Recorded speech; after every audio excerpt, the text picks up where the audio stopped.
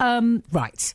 Do you know what? Yeah, that was lovely and that was calm, but it's about to get a tiny bit livelier in studio here on BBC London 94.9. That's the giggle of Jamie Kelsey-Fry, who's contributing editor to the New Internationalist magazine and a regular on the station. And we're very, very pleased. I say we, I mean me. I'm very pleased to see you. Yeah, it's lovely to see you too, Kath. Well, it's never just me. Producer Mel and I. Henchman. We're like a very the odd couple of radio. That's what I give you, the odd couple.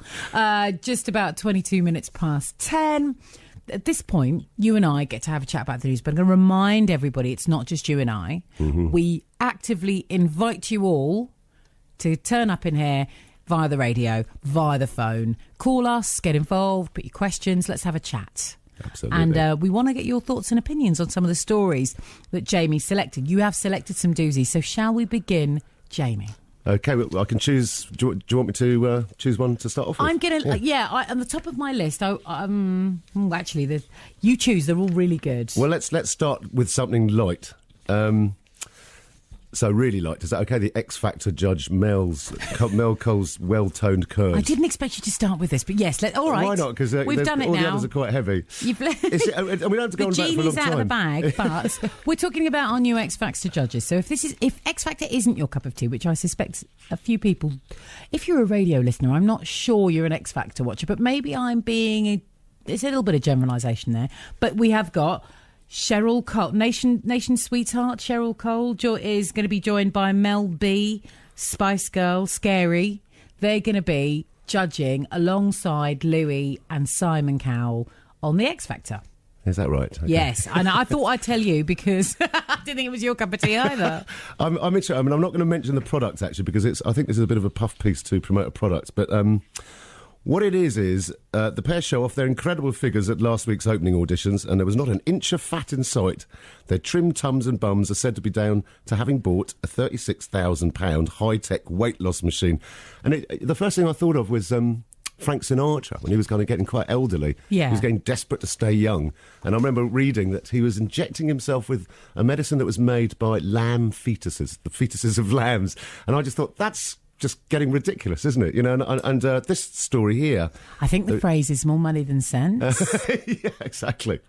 Well, same thing here. This is a £36,000 high-tech machine that basically helps you lose weight, and I can imagine people listening to this and starting saving their pennies right now. But it's a very odd thing. Can I just tell you, I've just seen the quote, which is, Cheryl's been using said machine to remove, and I quote, in other quotes, podgy bits on her.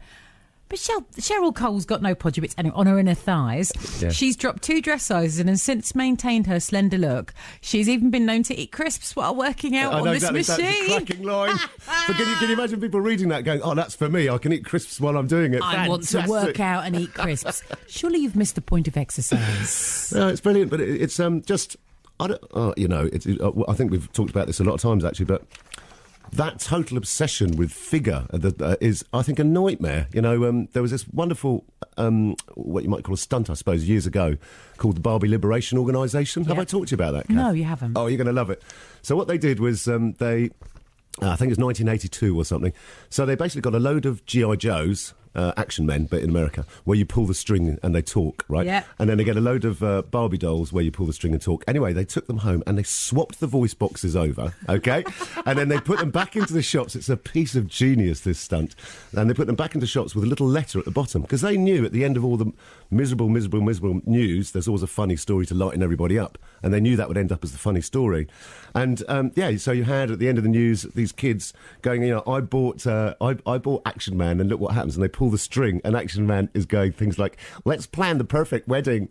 Let's plan the perfect wedding, right? And Barbie, of course, is eat lead, Cobra, coming out little Barbie's thing. But it was very, very clever. It's got a good sense of humour. And, of course, the little bit of paper that got read out on the news was, we are the Barbie Liberation Organisation. Recent statistics show that primary school age kids are going through anorexia and bulimia because of these kind of body stereotypes that have been thrust into their heads right from a young age. For a human to achieve. Barbie would have no room for her internal organs. That's true. There was a wonderful piece of artwork they did where they actually showed what a normal Barbie a normal human body would look like. It's totally different. But I do know as a teacher, That's a terrible pressure to be putting on kids anyway. And as a a grown up, I know that does not equate attractiveness. You touched on this with Miss World thing just now, but that's nothing to do with attractiveness in any way whatsoever. Just your aesthetic. Yeah, all right. You've got a pleasing, fairly symmetrical face, and I mean, please don't get me wrong, I'm a great admirer of beautiful hair. It's one of the reasons why I think the Duchess of Cambridge is always, she's always on. She's always got beautiful hair. But that's not the sum of the, you're not the sum of your parts if the parts are merely the parts that look nice. There's so much more to human beings. So being merely judged on hoping for world peace and being a medical student and looking pretty, it feels so 1980s. It doesn't feel so 2014 anymore. Mm-hmm. Yeah, I don't know.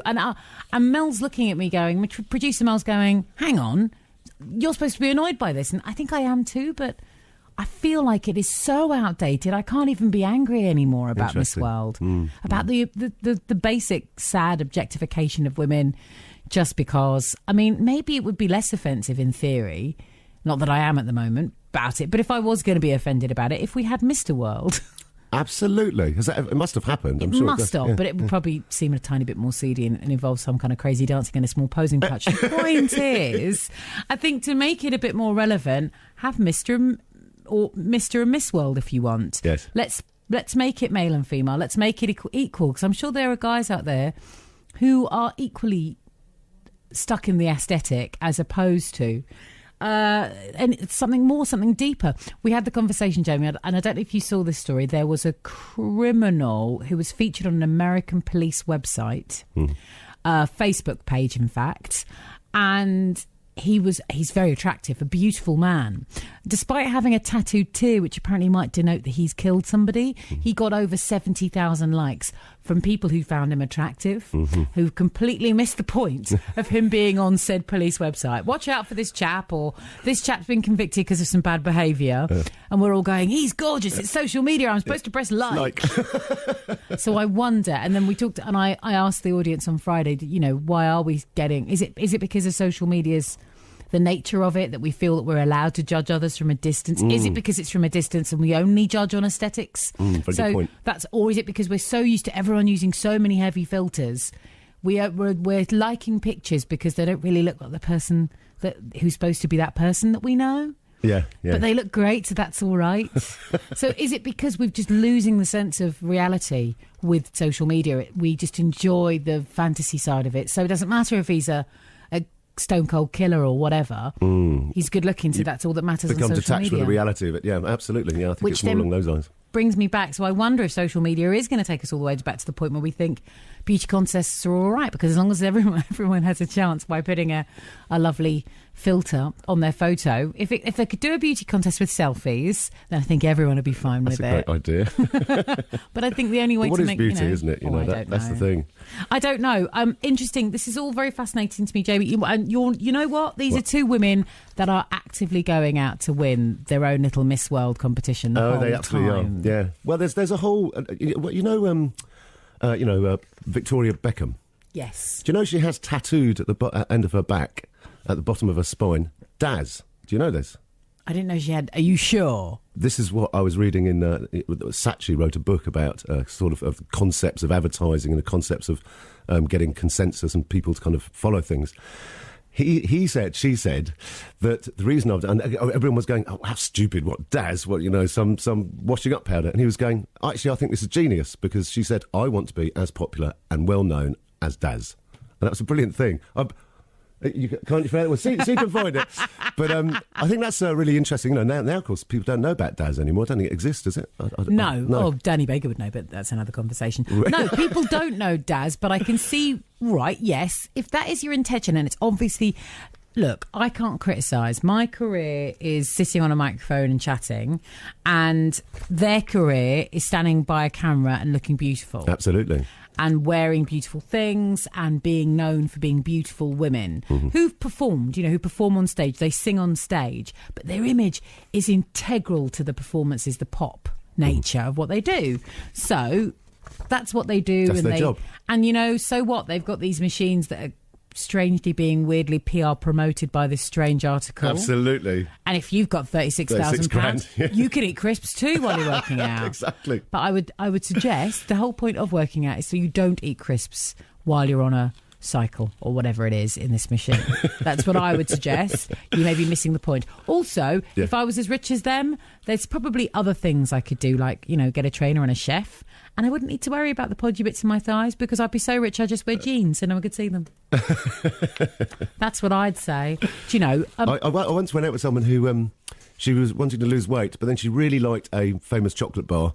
And so she worked out this route going around the countryside where she lived, where she would run from one petrol station to another, and then when she'd get there, she'd eat one of those bars of chocolate and then run and work that off, and then go to the next one, eat another one. Do you know what? I like that way of thinking. She was a wonderful woman. Yeah. The only thing I was going to say suddenly reminded me of this, and I suppose it does clue into the Miss World story as well. Yeah. The saddest thing about these two young ladies, and they're still young enough, Cheryl Cole and Mel B, is that age is cruel. In their industry, where image is king, and your picture and all that is, the thing, age is cruel for women in particular, for men too. But, you guys get distinguished and handsome in terms of our perspective. But women, the whole crone, haggy thing, we'll grow old as women and we'll lose certain hormones and it'll change and we'll go through the change, and naturally you won't have the youthful beauty, and we don't appreciate an aged beauty in this country. So I feel for them because it's coming, whether they like it or not. The career of just looking good will either mean more and more effort to not just eat crisps and sit on a machine and lose weight, just more and more intervention to try and remain youthful. Absolutely. And if that is what their career is hinged upon, make hay while the sun shines, ladies. For sure, absolutely. That sounds depressing. I'm going to say you said it was going to be cheery. Okay, how about, shall I go on to another one? I tell you what, yes, and I wonder if you can help me with this one. I want us to talk about this one, if that's all right. I'm waving That's exactly the one I'm just looking at, because I think it's really interesting. This, to me, is a cheerful story. I think this is absolutely incredible. Tell the audience what the story is you've picked today, please. Okay, Pope Francis tells the mafia, "You are all excommunicated." Pontiff's furious attack on the adoration of evil. And it's just really interesting, that they are hugely powerful still, the mafia. Absolutely. And there's a group that I'd never heard of. It begins with D. Can you see that down there? Forgive me, I can't. It's a quite hard one to pronounce. Yeah, there you go. Ndrangheta drugs trafficking clan. And he's basically saying, yes, if you're involved in this evil trade and in these evil mafia, then you're all excommunicated, which I think is quite extraordinary, because I would imagine you're not that much of a practicing Catholic if you're making a business of smuggling drugs and killing people. There are a few rules you'd be breaking, no doubt. But equally, no pope has come out and said something as clear before. Exactly. That's why I thought it was interesting. I love the idea of churches kind of getting more involved in sort of social and economic and sort of arguments and coming out and making statements. I think that's really important. Yes, he did make me. It did make me think of something though, which was. The huge drug trafficking trade around the world, and it's billions, maybe about 200 billion a year or something. And there was this whole issue that people discuss in almost every 6 months. It suddenly comes up, the idea of decriminalising drugs or legalising drugs to deal with the problem. And I feel really strongly that should be done immediately, because that would immediately take the power out of these kind of mafia groups and stuff like that. But also, I think that if we continue to have something that drugs are illegal, this huge trade globally, if you look at the producer countries, they are being, put through hell, the producer countries. The people who are just enslaved traffickers for a start, but also people who are enslaved in the jungles to make coca leaf and then change that into cocaine and stuff. If you look at Burkina Faso, it's almost a drug sort of lord empire, that whole country. And it's actually a very strong argument to be legalising drugs, which is one that's not brought up very often, is the absolutely detrimental effect it has on the producer countries. Like in Mexico, for example, where there's, I think it was something like 35 murders every 2 weeks or something. It is absolutely. It's staggering, the drug-related killing, the drug-related murder in Mexico. The numbers are staggering. We cannot comprehend in this country how violent it can be at points. It's interesting. The last time I saw that argument, and it was actually it was a very well supported conversation, was on a programme. I believe it must have been David Dimbleby. He was doing a tour of South America on television, and he brought this point up and said, look, one of the enduring points being made is if you legalise drugs, it would change the landscape incredibly across South America. Absolutely it would. And South and Central America in particular, a country like Mexico could be transformed. Absolutely, yeah. And actually, if people want to use drugs and they're continuing to do it, surely then you can monitor the quality, purity, the production, you could even, if governments were so inclined, tax the sale, Oh, yeah. and use the funds from the tax to fund any treatment programs you feel that are required. Exactly. It was a fascinating argument that I'd never really explored at till that point. I never really understood it in terms of, because again, you think it's really easy to just immediately assume Class A drugs, well, they're bad. As opposed to, well, Class A drugs are still being used.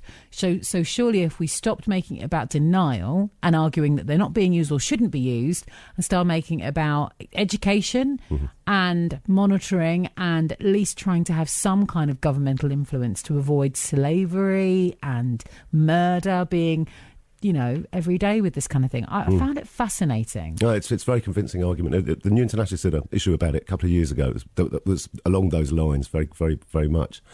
And nothing's really been done about it. You see world leaders occasionally suggest that. Once they before they become in power, really, and then once they become leaders, that kind of argument just slips away, and...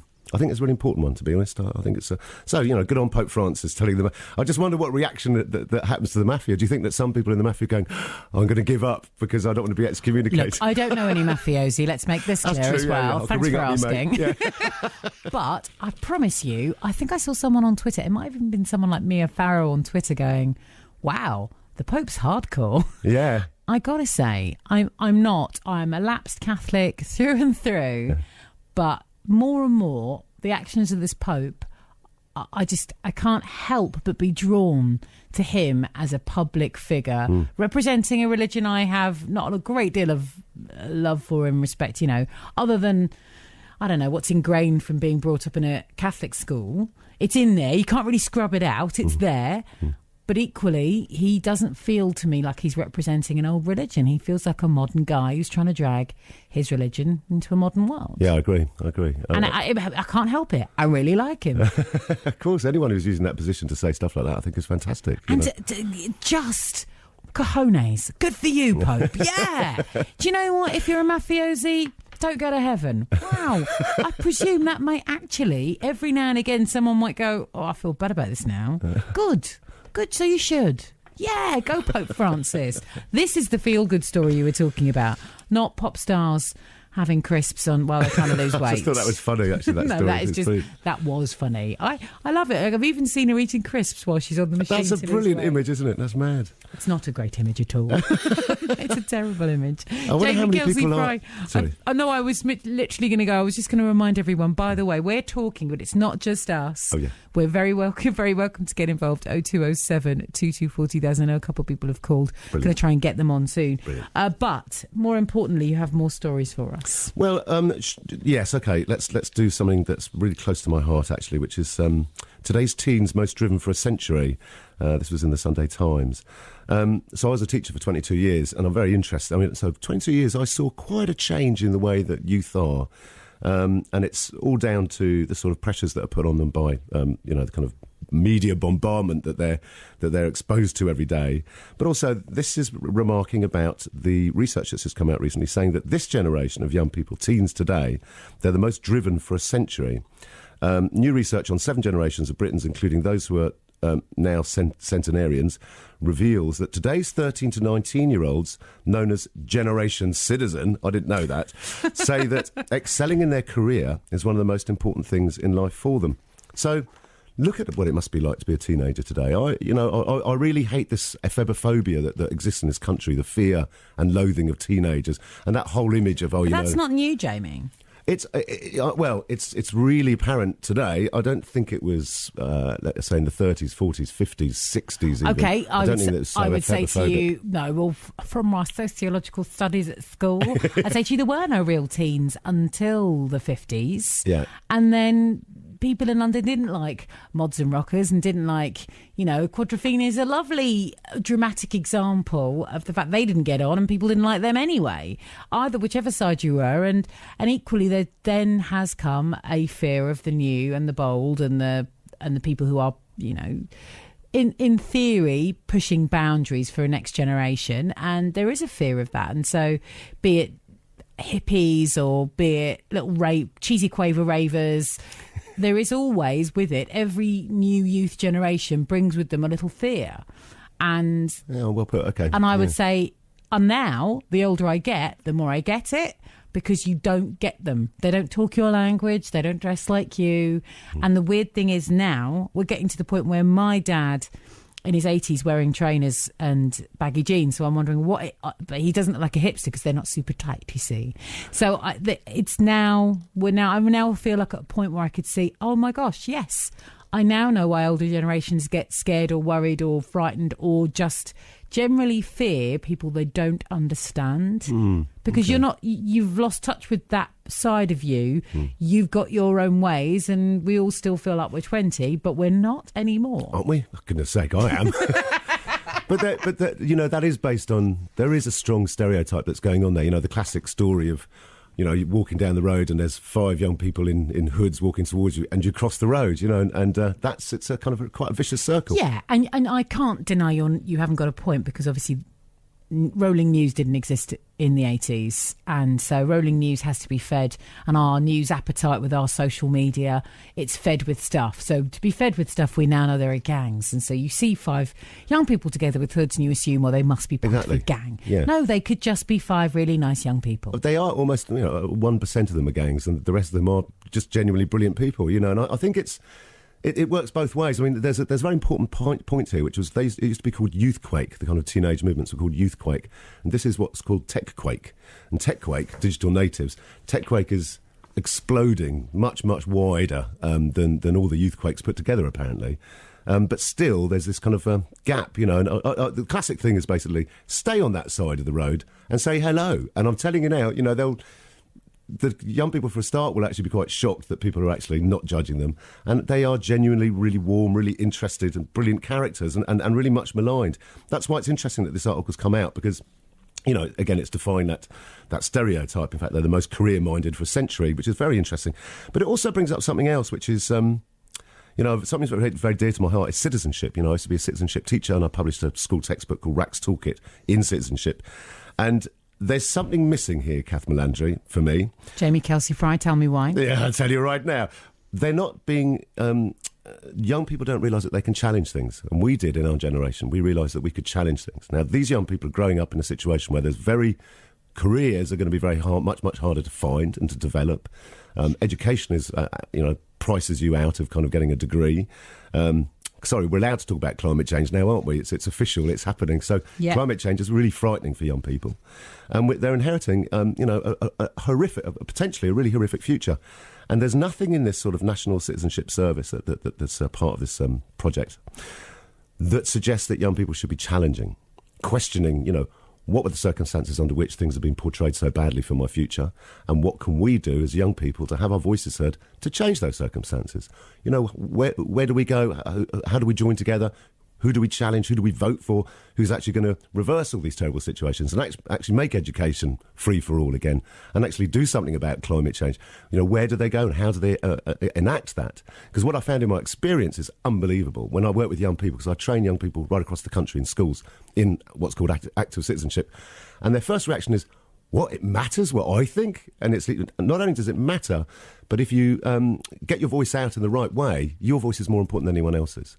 We did a talk on Monday in Westminster Central Hall, and on the panel we selected a woman called Millie Darling, 22-year-old, and it was all adults all talking about fracking.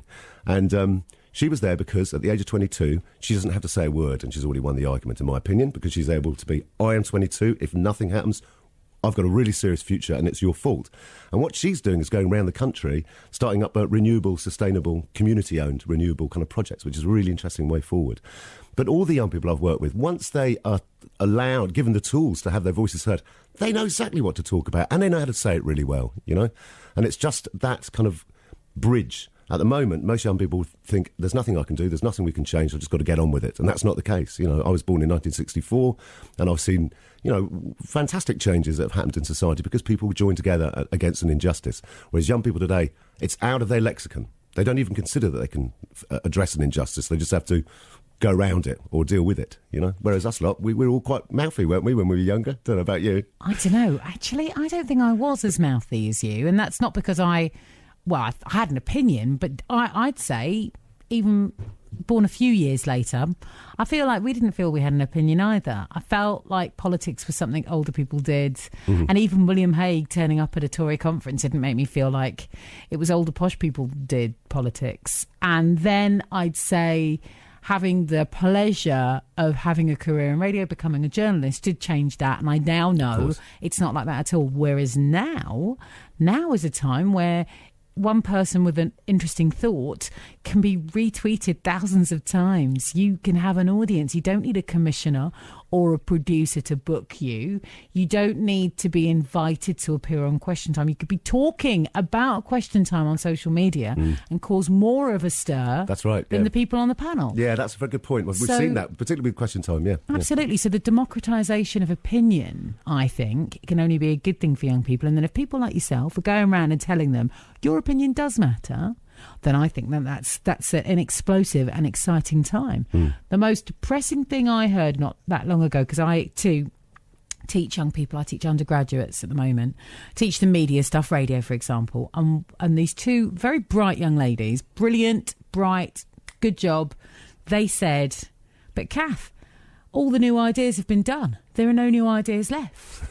And that was depressing. That is depressing, and if you could teach them, next time when you're out there and they're a bit younger, can you tell them, as I try to explain, no, there's not all the new ideas are gone, just all the old avenues have been done. So why don't you go and explore some new avenues? That's what it was always about, yeah, absolutely. It's creating new avenues, thinking laterally and creating new avenues. Exactly. Yeah. And I think if that can be encouraged and if every parent can do that, anything could be achieved. Exponential achievement. This country could do whatever it wanted. The young people around the world could do whatever they wanted if they think of a different way of solving problems, and they really do throw out the old and really start with a blank page. They might come up with something we had never considered. I think that's brilliant and very positive, kind of potentially a brilliant thing. But like I'm saying, they need to know that that's part of their remit of being a human being. Absolutely. That they can do that in the first place. Which is why I think citizenship classes are a great idea. Oh, yeah. And I think you are completely right. This is probably the most positive report I've seen about teenagers in so long. That this is the Generation Citizen. Generation Citizen actually would happily get involved if they thought they were allowed. A tiny bit of tickling, they're ready. They're giggling, they're ready to go. Absolutely. They're on the front line when you just ask them. Absolutely. But you'd be interested, do you know what group you are? Oh, dear. We're Generation X, we are. We are. Because you're just 33, aren't you? Bless you. Tiny bit older. 32 to 53 is Generation X. We are Generation X then. And also on top of that, because the generation beneath us is Generation Y, wasn't it? The one before Generation Y, I don't know why. And then before that is, and after that is Generation whatever. No, Generation Y is 19 to 31. Gotcha. And Baby Boomers, 54 to 71. And then there's another group at the end, representatives of the silent generation are 72 to 89. I don't know why they're the silent ones. Bless them. 72 to 89, they're the generation that went out and fought wars and got on with rationing and looked after us all. Well, I was just down with my mum and dad today, and there's a book that's come out called Wounded. And it's looking at the First World War, but through the perspective of the medics. And my granddad's in there. I was so proud of it. I couldn't believe it. Oh, Jimmy, that's wonderful. Yeah, my granddad got a VC cross for saving people while being shot in the legs and still kind of carrying someone back. And it described that he was seen as a bit of a hero in the Somme. And I was just like, that's in my genes. I thought I was a bit of a chicken, but apparently I've got some bravery in me somewhere. But it was wonderful to read it and seeing him, there's a whole chapter about my granddad and two of the guys he worked with. And then at the end, it says that they dug a kind of a makeshift sort of hospital on the front, and a bomb landed right on it. And 8 patients and his 2 best mates all wiped out. And everyone came running because he'd become quite famous by then. His team had become very famous, and they were digging everyone out, and only he was alive. And it was so well written because it said he was famous for being calm and always having this smile that would calm people down who'd been seriously injured. And then it ends by saying they dug him out and he went back to England and he never smiled again. It's a shocking bit of writing.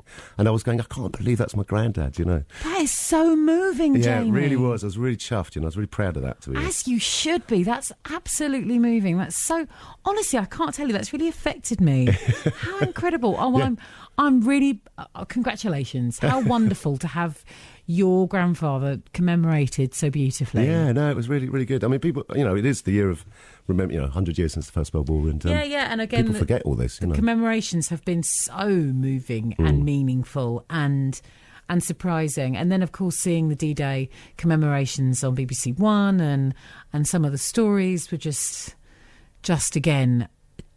emotional. It's great. I thought it was fabulous. I love the way that we've embraced it still. We still embrace D-Day and loads of young people all over, again, social media. They're not ignoring it. They're supporting it and they're learning about it in school. And this is the only way that we can hopefully, in theory, learn from our mistakes.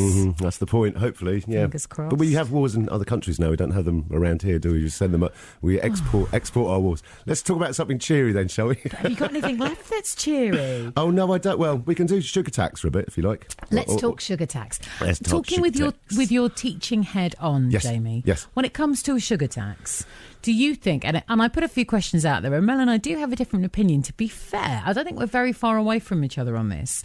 I think anyone who's tried to find sugar-free food in supermarkets other than just going to buy vegetables. And I don't even trust veg anymore. if they've cut the veg up and they've put it in a packet, you can't trust it. They've done something to it. They've preserved it somehow. Yeah. So the only thing you can really rely on in the supermarket is possibly some spinach and the odd courgette. Everything else has got sugar in it. Yeah, absolutely. And so do you think we should be taxing a packet of sugar? Should be taxing processed food? Or is that just, closing the door after the horse has well bolted? Yeah, that was really well put. And I think the horse has bolted. And I think I wouldn't trust any government to kind of the tax money that they get from it to do anything useful to kind of address obesity. So what you want to do is to do with education, but done in really, brilliant ways and obvious ways. Young people, just like older people, they're very conscious of their health and they're very conscious of, having a long and healthy life, and it's quite shocking that, I can't remember what the statistics were, but it's, here you go. Something 1 in 5, is it? 1 in 5 10 to 11-year-olds is obese and 1 in 3 is overweight. So, that leads to cardiovascular disease, stroke, heart attacks, heart failure. Hang on, Jamie, give me those figures one more time. Yeah. I don't want to... 1 in 5 10 to 11-year-olds is obese and 1 in 3 is overweight. Obesity in children leads to the premature development of cardiovascular disease, stroke, heart attacks and heart failure, which are the commonest causes of death and disability in the UK. So, that's really shocking. And, there's a whole load of elements here, but a very important element is, the average teenager is exposed to 3,000 adverts every day. And there's so much advertising that's like rammed into your head to be drinking these things and eating these things. It's really difficult to think straight. And also I do know from experience that, if you kind of try and work with young people and say, well, look, here's a healthy meal and this is, your turkey twizzles or whatever, what would you choose? They'll go, I've never eaten anything green in my life. It's like the difference between green food and yellow food. But if you use that tactic they used a while ago, do you remember those adverts, anti-smoking adverts, where the cigarette was dripping with fat? Fat, that was disgusting. I know, but suddenly that had a more effect than rotten lungs or anything like that, because it affected the mentality that was, it's to do with my looks as well, and it's somehow to do with vanity. I think one of the big reasons I gave up smoking was financial, and then the other one was vanity. I was getting lines early and I wasn't having it. Yeah. Wasn't having it. No, because my parents are, they smooth faced still in their dotage, and I thought, no, hang on. If I do this, giving them up. That's brilliant. And that was, there was other reasons as well. I was trying to give them up for years, but I think if you appeal to or explain, just explain things differently, I think you can talk to an audience. So in theory, you would say a child's obesity is very much to do with the state and what they're not doing. it's a lack of activity from the state, would you say, Jamie? Absolutely. Yeah, there can be great programmes that can address that. The idea of, OK, well, we'll deal with this by taxing the sugar. It's just such a short-termist, just narrow-minded way of trying to deal with the problem. Deal with the disease, not the symptoms, and I think Gotcha. that, why are people doing that? So like with drug addiction, if you're going to go around and arrest people and catch all the smugglers and go back. Why are people what's happening in our lives that so many people are just, it's a kind of slow suicide. It's to give up, isn't it? To kind of get involved in drugs. So why? That's really what we should be doing. Otherwise, you spend the whole of your life going around catching dealers and catching smugglers. You're not dealing with what's happened to our people. And when you've caught so into some, alcohol and someone one of their deputies is promoted, and it just continues. Yeah. No, absolutely. Gotcha. Yeah. Now, Jamie, you hadn't brought this to the table, but I wanted to ask before I let you disappear into the night about the thousands of people that were marching in London against the coalition's austerity measures. That's right, the People's Assembly. Yes. Yeah. How did you find it out? Have you seen it on the news or something? Well, yeah, I didn't see it on the television news, I won't lie, but I did read about it online, and I read about it, and I've got the Guardian online page in front of me, and on my Facebook page, on my one, I wrote out that you were coming on and we were going to be talking about the news, and Shy and Brian made comments about the fact that I bet that we won't be talking about the austerity march. Oh, Shy and Brian. And I understand why they might say that, because my social media feeds were awash with people saying, why is this not being reported? But meanwhile, it was an interesting idea, and it was about highlighting the problem people have with austerity. Meanwhile, on the same weekend, there's been reports that when it comes to the economy, people trust the current government to deal with the economy more than they trust the Labour Party. That's just a terrible fact. Is that right? Over 50% of the country I saw on Sunday trust Politics the current today, government to deal with economic problems. On Sunday Politics today, they were talking to... I mean, again, these are surveys. And so, of course, these things are scientific to a point. But in the surveys that they've carried out, when it comes to trust, who you can trust for the economy, if it was between the Labour Party and the Conservative... And I don't think they even mean the coalition, but let's, for the argument's sake, say the coalition and the Labour Party.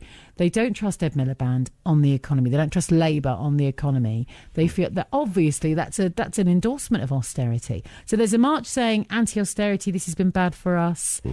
But there's still an argument that Ed Miliband wouldn't get voted in anyway. I think that's to do with the personality. I don't think people have analysed the kind of economic manifesto of the Labour Party. It's more to do with this terrible sort of personality problem that people say Ed Miliband has.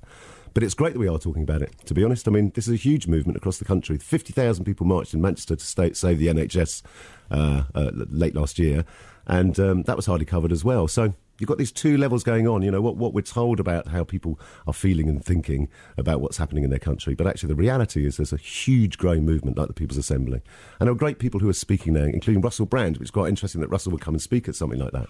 But, it goes back to the Occupy thing. That no one in this country, if you ask them what was Occupy, that they'll go, I've never heard of it. And that was huge. And it's all this visceral politics. It's not to do with specific... I think People's Assembly is more... Yeah, it's got a very much sort of socialist Labour leaning. It has got a very strong lefty feeling. But the fact is there is this visceral feeling that something's got to change. And that's the thing. People aren't kind of coming out with specific kind of well-edified political tracks. What they're coming out with is there's economic injustice. The government's not on our side. And basic things like that. Austerity is wrong. The bankers should pay. Why are we paying for their crisis? All this stuff, it really resounds with people around the country. That's why you had, I think it's 60,000 people there on Saturday. Again, it's reported tens of thousands of people marched through central London on Saturday afternoon. And Mark Steele and Russell Brand were talking. Still, if I get a chance to chat to Russell Brand, I will be telling him off about please don't vote. I think that's taking a little bit of a democratic voice away from young people, suggesting voting's a bad idea. But I'd have a conversation with them about it. I'd happily do that. But yes, I was interesting, and I was surprised that there wasn't more reporting of it. But there are plenty of marches in and around London that don't get a great deal of airtime. So I personally, I don't think it was people at the BBC having some kind of other agenda, personally. Oh, yeah. Maybe I'm being naive, but I don't think it was. I've got to say, we've got a text in, no name on it, but they asked specifically, what was the name of the book with your granddad, Jamie? I'm a paramedic in London and fancy giving it a read. No, it's a brilliant book. It's called Wounded. And it's all just follow. It sees the First World War, but through the perspective of the sort of medical teams. It's a brilliant book. Really recommend it. Yeah. Yeah. Oh, brilliant. You know, you were saying about how many protests and demonstrations happen on a regular basis. Right? There was one last year, which I just read about, where there was two protests happening at the same time outside the House of Parliament. One was Stop the Badger Cull, and the other one was an anti-fascist march. So they all sort of merged. There's these guys like dressed as badgers running around with all these anti-fascist people. Anti-fascist badgers. Yeah, Brilliant. exactly. Yeah, there are other ways of bringing about change. I kind of have less faith in marches from A to B in protest, and there are cleverer ways. That social media thing's only just getting on all fours. It hasn't even stood up yet.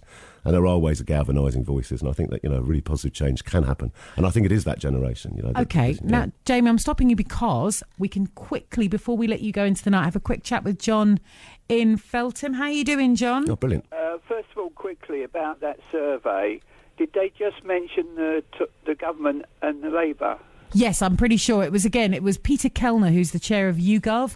He was being interviewed by Andrew Neil today on Sunday Politics, and they talked about the YouGov surveys they've done lately, and the fact that even Ed Miliband may be ahead, or the Labour Party may be ahead. The brand apparently is strong of Labour Party, but we don't like Ed Miliband. Apparently, we don't feel like he's the right person to lead the country. That's what it came across. Right. Well, can I give a hint to you and all your listeners? If you see a survey and it just mentions Labour and the government, or just all the parties, without having don't know or none of them, then what they do, they take away those votes for the don't know or I don't care votes, and then they work out the percentages. Making it a smaller survey base. Okay, gotcha. So if 80% say I don't know or I don't care. So now it's only 20% of the 2,000 that they asked. And okay. Then, yes, if 15% say the government and 5% say Labour, the media is going to say 75% of people support the government. And it's only reported that they asked 2,000 people rather than, but only 200 really responded. Yes. Yeah, very good point. To make sure that everybody understands, because most people don't think about things like that. Because if you look at a proper survey, there is always don't knows or don't cares. Yeah, so they would say 80% said I hate them all.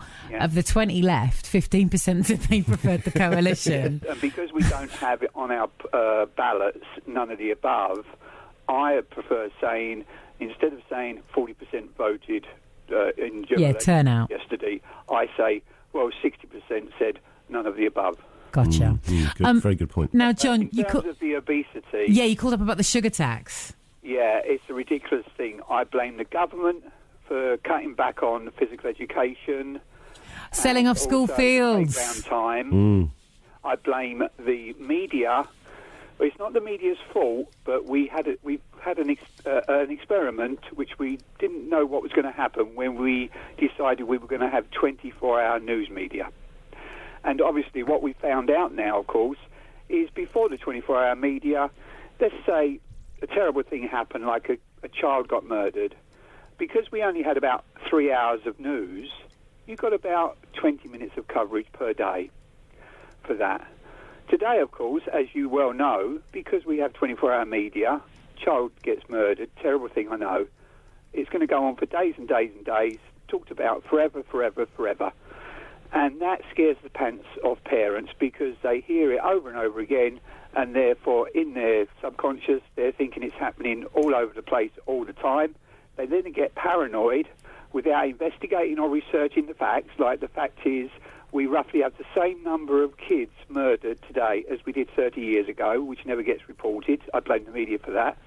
And therefore the parents should research and find that out. Let their kids carry on going out on the street like they did 30, 40 years ago, riding their bikes, going down to the park, playing football in the park and all that sort of thing, and coming home, eating a nice big meal and not becoming obese like I did when I was a kid. Gotcha. Do you know what, John? Interesting comments you've made there. One thing I would say about the news media, I like what you did there. I blame the media. It's a phrase I hear a lot. When you tell people what you do for a living, they go, I blame the media for everything. Okay, all right, hands up, we did it. But, John, you have a remote control, as do the rest of everybody else. Yeah. So if you're letting, and I wouldn't say it's simply broadcast media, because it's the newspapers we read and the way we consume news now, that it's down to us to read between the lines, and it's down to us to put the news media down or turn it off and continue to live our lives and read a book instead. rather than get paranoid. It's like the experiment we've currently got, moving from books to e-readers, when we know oil is going to run out, and therefore we won't be able to make plastic, and then eventually we'll have to go back to books because plastic is made from oil. You know, it's like that, really, and that's why I partly blame the parents, because they should research and find out things like that. You know, the numbers haven't changed for kids dying, you know, being murdered. Yeah, but hang on, but John, you don't blame the parents for not monitoring the food their children are eating. You think that's the government's fault, but you blame them for not knowing the figures about child safety before they stop their children leaving the house. For example, out of all the media coverage of obesity, like you're covering today about sugar tax, 95%, I would say, of what I've heard has always been about food. Only 5% has been about exercise.